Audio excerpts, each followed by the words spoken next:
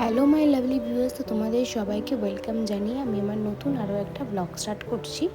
তো ব্লগটা শেয়ার করতে একটু লেটই হয়ে গেল। এটা ছিল জামাই ষষ্ঠীর ব্লগ। সেদিন বাড়ি যাবো বলে একটু তাড়াতাড়ি ঘুম থেকে উঠেছিলাম, কারণ যেহেতু বাড়ি যেতে হবে আর এতটা রোদ পড়ে জামাই ষষ্ঠীর দিন, এত গরম পড়ে, তাই সকাল সকাল না উঠলে তো তাড়াতাড়ি করে যেতেও পারবো না।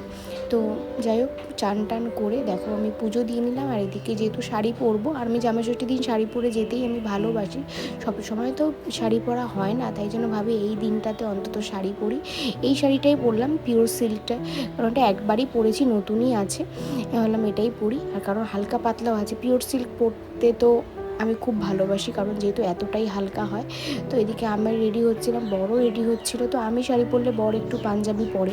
রেডি হওয়ার সময় হঠাৎ করে একটা সুন্দর আওয়াজ শুনতে পাচ্ছিলাম, তো ভাবলাম তোমাদের সাথে শেয়ার করি। তো তোমরাও শোনো, তোমাদেরও দেখো খুব সুন্দর লাগবে।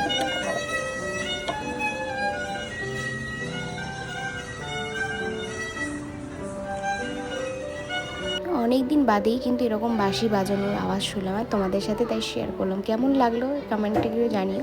তারপর বেরিয়ে মিষ্টির দোকান থেকে মিষ্টি নিয়ে নিলাম ওই বাড়ির জন্য। তারপরে চলে আসলাম, আর রাস্তায় বেশি ভিডিও করিনি, এবং প্রচণ্ড রোদ ছিল, প্রচণ্ড। আমাদের আস্তে আস্তে মোটামুটি 10:30, 15-11টা বেজেছিল। আর ততক্ষণে দাদা বৌদিরাও ষষ্ঠী করতে চলে গেছিলো। আর এখানে মা আমাদের বরণ করছে, মানে যেটা করে ষষ্ঠীর সময় আমাদের বাড়িতে। ওরকম অনেক বাড়িতে অনেক রকম নিয়ম থাকে, ঘট টট পাতে, কিন্তু আমাদের বাড়িতে ওই রকম কিছু নিয়ম নেই। এইসব সামনে চিড়ে মুড়ি এইসব দেয়, দুধ দই এইসব সাজিয়ে দেয়। এগুলো খাওয়াটা সত্যি খুব চাপের ব্যাপার হয়ে যায়। অনেকের বাড়িতে তো শুনেছি তারা নাকি ষষ্ঠীর দিন এই রকম খেয়েই থাকে, মানে তারা সেদিনকে মানে এইরকম চিড়ে মুড়ি এইসব খাবারই খায়, আর অন্য কিছু খায় না। ভাগ্যিস আমাদের বাড়ি সেটা নেই, সেটা থাকলে হয়তো আমার খুবই কষ্ট হতো, কারণ এই খাবারটা খেতে গিয়ে আমার খুব মানে উদ্ধার করতে আমার খুব কষ্ট হয়ে যায়। বর তো নামমাত্র খায়, মা বলে ওটা কিন্তু পুরোটা শেষ করবি। আর যেহেতু এই খাবারটা আর কেউ খেতে পারে না, মা আশীর্বাদ করার পর পিসিও এখানে আশীর্বাদ করলো। তারপরে ওদেরকে গিফট দিয়ে দিলাম। আর মা এরা যা গিফট দিয়েছে তোমাদের তো শেয়ার করেইছি, তাই জন্য না সেটা আর আনিনি, কষ্ট করে আবার এত দূর বয়ে আনবো।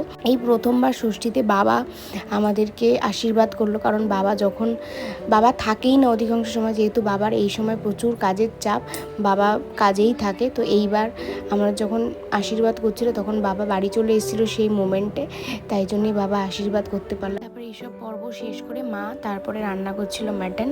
আমি তারপরে মার কাছে দৌড়ে চলে গেলাম, বললাম একটু দাও মাটন খাই, কষা কষা।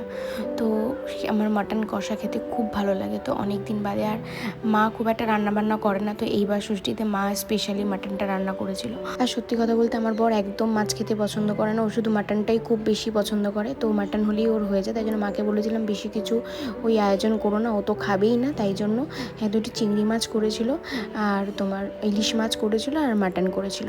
তো খাওয়া দাওয়ার পর্ব শেষ করলাম, শেষ করে তারপরে বিকেলবেলা আমরা কোথায় গেলাম তো আমি নেক্সট পার্টে শেয়ার করছি, কারণ নাহলে ভিডিওটা প্রচুর বড় হয়ে যাবে।